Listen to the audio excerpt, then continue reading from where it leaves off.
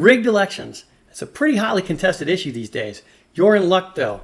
I'm going to prove that our elections are rigged with a little electoral college analysis. So stay tuned for the next couple of minutes as I put this issue to rest once and for all.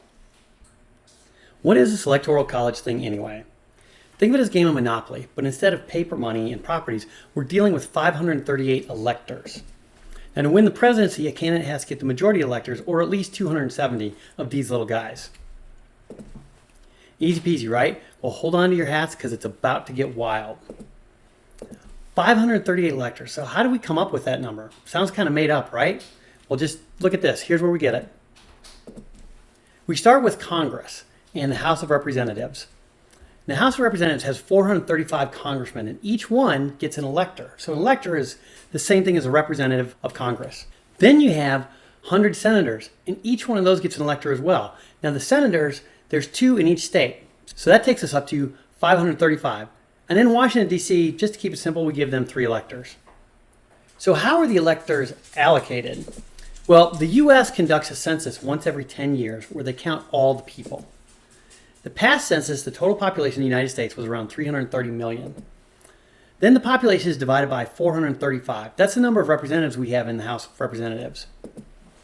That number ends up being the amount of people that one elector represents. So this time around, that number is around 760,000.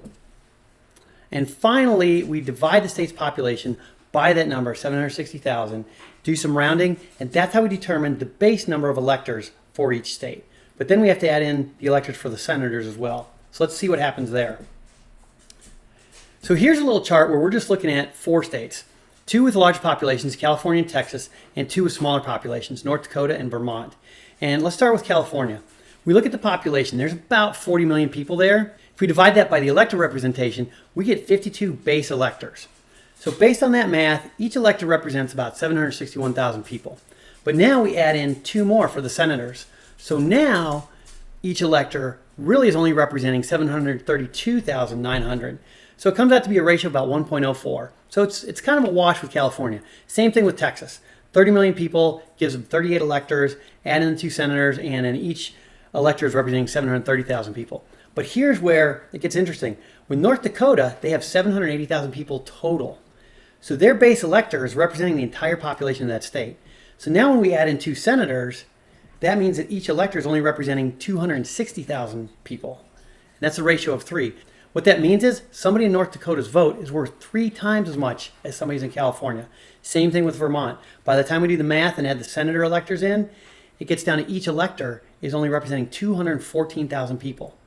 So again, the votes in a smaller state carry a lot more weight than they do in larger states. Here's the current elector allocations based on the last census. And you see the states that are shaded lightly are the large states, and they have a smaller ratio. So your vote is not worth as much as a state that's shaded darker.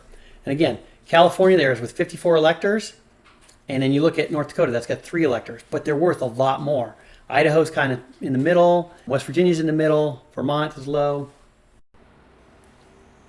So there you have it. Indisputable proof that our elections truly are rigged. But no analysis would be complete without a little context. The system was designed this way on purpose to ensure that even states that have a small population can have a say in our system. But the unintended consequence of that means that you can lose the popular vote but still become the president. Which way do you think is fair?